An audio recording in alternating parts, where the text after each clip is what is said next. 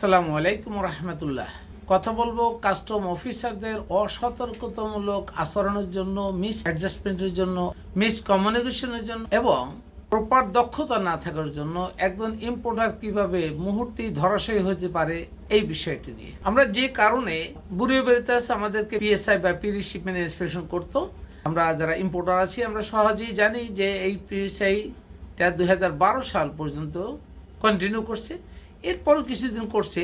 কিন্তু 12 সালে যখন আমরা দেখলাম যে তার বুড়িয়ে বেড়াতে এইচএস কোড পরিবর্তন করে যে এইচএস কোড না হওয়ার কথা সেটা দিয়ে অতিরিক্ত ট্যাক্স আদায়ের জন্য ব্যবস্থা করলো, তখন আমরা অনেকেই ইম্পোর্টার হিসাবে দায়িত্ব এসে পড়লো যে না, এগুলোর এগেনস্টে একটা ব্যবস্থা নেওয়া দরকার। সুতরাং একটা পর্যায়ে এসে বুড়িয়ে বেড়াতে ইন্সপেকশনটাকে এনবিআর থেকে এবং ফাইন্যান্স মিনিস্ট্রি বাদ দিয়ে দেওয়া হলো। দরকার ছিল আমাদের কাস্টম অফিসারদেরকে সেইভাবে গড়ে তোলা যাতে করে তারা ইম্পোর্টার দেশে যারা ভোক্তা আছে তারা যেন একটা সমন্বয় পায়। অথচ আমরা দেখছি ইতিমধ্যেই বিগত প্রায় 9-10 বছর তো হয়েই গেল, দরকার নেই, পিএসএ দরকার, আমরা ডাইরেক্ট শিপমেন্ট করে মাল নিয়ে আসি এলসির মাধ্যমে। বিভিন্ন সময় সরকার বিভিন্ন রকম রুল নিশি বা এসআরওগুলো অ্যাপ্লাই করে, যার প্রকৃতিতে আমরা অনেক সময় সাফারার হই, আবার কখনো কখনো আমরা লিভার মতো করছি। কিন্তু বিগত সরকারের আমলে যে ধরনের ইনজাস্টিসগুলো হয়েছে, এর মাধ্যমে আমরা দেখলাম যে যারা সুস্থভাবে ইম্পোর্ট করতে চায়, ভালোভাবে ইম্পোর্ট করতে, তারাই বেশি সাফারার হয়েছে। এবং সেই ধারাবাহিকতা দেখছি এখনও হচ্ছে। কারণ হাকিম নড়ে তো হুকুম নড়ে না, একটা কথা বলে আসছিলাম যে হাকিম চলে গেছে কিন্তু হুকুম তো রয়েই গেছে। আর হুকুমের পাশাপাশি যে নূতন যে কাস্টম অফিসারদেরকে যারা যেখানে নূতন করে পদায়ন হয়েছে, তারা কেউ অভিজ্ঞতার আলোকে পারছে না, হয়তো বুঝতে পারছে না, যার প্রতি আমরা সাফার হয়েছে। তাই আজকে একটা বিষয় নিয়ে আলাপ করব। এক্সাম্পল আমি দেখাই, এটার নাম মেশ নেবুলাইজার। এর কাজ হলো শিশুরা যখন দেখা হুপিং কাশি বা কোনো কাশির জন্য বেশি আক্রান্ত হয়, সে শ্বাস প্রশ্বাসে কষ্ট পাচ্ছে, তখন তাদেরকে এই নেবুলাইজারটা দিয়ে কোনোরকম তার সাময়িক শান্তির জন্য অক্সিজেনটা সরবরাহ করার জন্য এই ব্যবস্থা করা হয় একটা মেডিসিন দিয়ে। এখানে একটা মাস্ক আছে, এই হলো তাদের টোটাল অ্যারেঞ্জমেন্ট। তো এখানে যেটা হয়েছে, এই মাস্কটাকে এখানে দেওয়া হয় এভাবে। বাচ্চাদের মাস্কটা দিলে এখান থেকে এই নস্টিল দিয়ে এই সুইচ দিয়ে, এখানে ভিতরে একটা ব্যাটারি থাকে, এখানে দুটো ড্রাইসেল ব্যাটারি দিয়ে এটাকে চার্জিং করা হয়। তা করার পরে দেখা যায় এই সুইচ আছে দিয়ে এই চাপ দিলে এটা একটা ভালো তার প্রশান্তি। বাস্তবতা হলো যে এই হলো মেশিনটা। এটার দাম নর্মালি চায়নাতে 8.5 থেকে 9-10 RMB, আর ইউএস ডলারে ওখান থেকে আমরা কেনা দাম পড়তেছে মাত্র $1, 20 সেন্ট, 25 সেন্ট, 30 সেন্ট বা 40 সেন্ট, অ্যাটলিস্ট $2 নিচে। সো কাস্টম চিটাগাং তার রেফারেন্স ভ্যালু একরকম, আবার আইসিডি রেফারেন্স ভ্যালু একরকম, এয়ারপোর্ট একরকম। দেখা যায় যে কেউ কেউ আইসিডি থেকে কমলাপুর থেকে সেখানে $1, $1.5, $2 রেফারেন্স করে তার ভ্যালু করে নিয়ে গেছে, আবার এয়ারপোর্ট থেকে কমও নিয়েছে। কিন্তু কাস্টম চিটাগাং এটা অ্যাসেসমেন্ট করার সময় $6.5 এটাকে ভ্যালু ধরেছে। এখন $6.5 বড় যে ইয়েগুলো কম্প্রেসার সহ নেবুলাইজার, ওটা হতে পারে $6.5, $7, $8, $10 হতে পারে।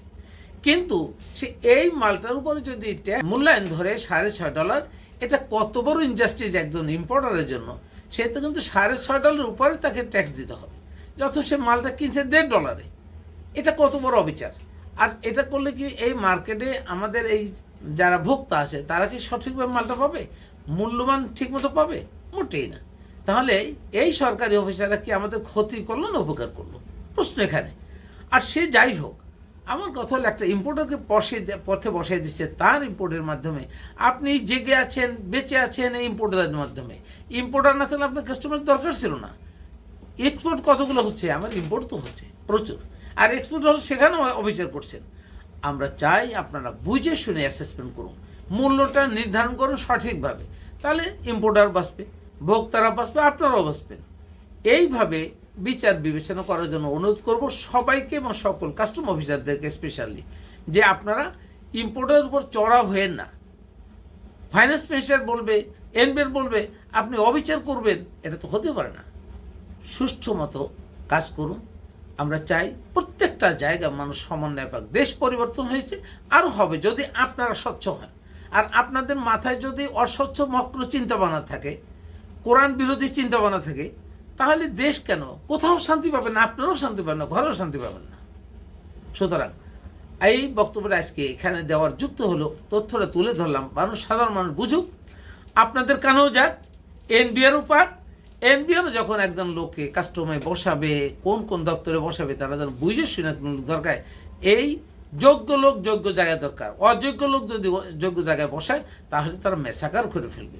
সাথে যারা আমরা আছি, যারা ইম্পোর্ট করি বিভিন্নভাবে, আমাদেরকে খেয়ে ফেলবে। দেখুন, আমি একটা কথা বলি, সবসময় আমি মনে করি, আমরা যারা ব্যবসা করি, আমরা আমাদের টাকা দিয়ে ব্যবসা করি, সরকার আমাদের টাকার উপর ভর করে চলেন। ইভেন আমরা যারা ট্রেড লাইসেন্সে, প্রত্যেকটা ট্রেড লাইসেন্সের অ্যাগেন্সে সরকারকে আমরা যে ভ্যালুটা দেই প্রতি বছরে, আপনারা দেখুন, আওয়ামী লীগ সরকার ৩,০০০ টাকা এক্সট্রা একটা চার্জ বাড়ায় রাখছে প্রয়াত মেয়র আনিসুল হক সাহেবের সময়।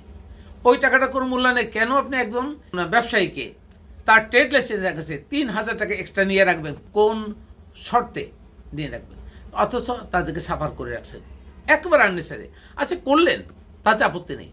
দেখুন তো, একটা পিয়ন যদি সরকারি চাকরি করে, সরকার কিন্তু পিয়নের কাছে সবসময় ঋণী। পিয়ন যদি মারাও যায়, তাহলে সরকার তাকে ওই তার মারার যাওয়ার পর থেকে তার সমস্ত টাকা দিতে বাধ্য, অর্থাৎ সরকারের কাছে ঋণী।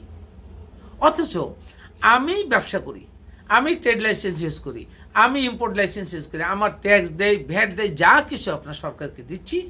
দেওয়ার পরে আজকে যদি আমি মারা যাই, আমি কিন্তু সরকারের কাছে ঋণী, অর্থাৎ আমার ফ্যামিলি ঋণী। 1 পয়সা আপনারা দিবেন না। আমি আজকে দক্ষতা আছে, আমি দিচ্ছি। কালকে যদি ব্যবসায় ধরাশায়ী হয়ে যায়, বিপদে পড়ে যায়, সরকার আমাকে 5 টাকা দিয়ে বা কোনো ব্যাংক আমাকে 5 টাকা দিয়ে হেল্প করবে না। অথচ আমরা তো বলতে পারি যে আপনারা যে বছরে আমাদের থেকে ট্যাক্স নিচ্ছেন, ভ্যাট নিচ্ছেন, ট্রেড লাইসেন্সের টাকা নিচ্ছেন, টিন নিচ্ছেন, সবই নিচ্ছেন। নেওয়ার পরে আমি যদি বিপদে পড়ি, আমরা যে টাকা যেটা নিচ্ছেন ওটা থেকে একটা আমাদের নামে একটা লাইফ ইন্স্যুরেন্স করেন বাংলাদেশ ব্যাংকের থ্রু থেকে। ওই ইন্স্যুরেন্সের থেকে আমাকে কভারেজ দেন। আমি যখন বিপদে পড়বো তখন আমার সন্তানকে দেন, আমার ছেলে মেয়েকে দেন, তারাও তো বেঁচে থাকতে পারে। তাহলে আমরা কি কন্ট্রিবিউশন করছি না দেশের জন্য? একটা পিয়ন চাকরি করছে, আপনারা সরকারি যারা পর্যটন কর্মকর্তা কর্মচারী আছেন, সকলে যেমন কন্ট্রিবিউশন করছেন, কাজ করছেন, আমাদের টাকা দিয়েই তো করতেছেন। তাহলে আমরা যারা সরকারের আজ্ঞাবহ এবং আমরা যারা ব্যবসা বাণিজ্য করি, তাহলে আমরা কি ওখান থেকে সরকার থেকে কোনো কিছু পেতে পারি না, দাবি করতে পারি না? কেন এই নিয়ম করা হয় না? আমি সরকারের প্রত্যেকটা উপদেষ্টার জন্য আহ্বান করব, এই জিনিসগুলো বিচার বিবেচনা করুন। আমাদেরকে অবিচারের ভিতরে ফেলে, ধরাশায়ী করে ফেললে আপনাদেরই ক্ষতি, লাভ হবে না। আগেও বলছি, আমাদেরকে বাঁচিয়ে রাখুন। আমাদেরকে বাঁচিয়ে রাখলে আপনারাও বেঁচে যাবেন, দেশ বাঁচবে। কোনো একটা সেক্টরকে মেরে ফেললে, ধ্বংস করলে দেশটা এইভাবে ওই জায়গায় কলাপস হয়ে যায়। সুতরাং আমি সমাপ্তি টানবো এটাই, যে প্রত্যেকটা জায়গায়, কাস্টমের সকল জায়গায় নিয়মতান্ত্রিক ব্যবস্থা করুন। নিয়মটা যেন বৈধভাবে আকল সমৃদ্ধ নিয়মতান্ত্রিক হোক। এ বলে আজকে শেষ করছি। আল্লাহ হাফেজ।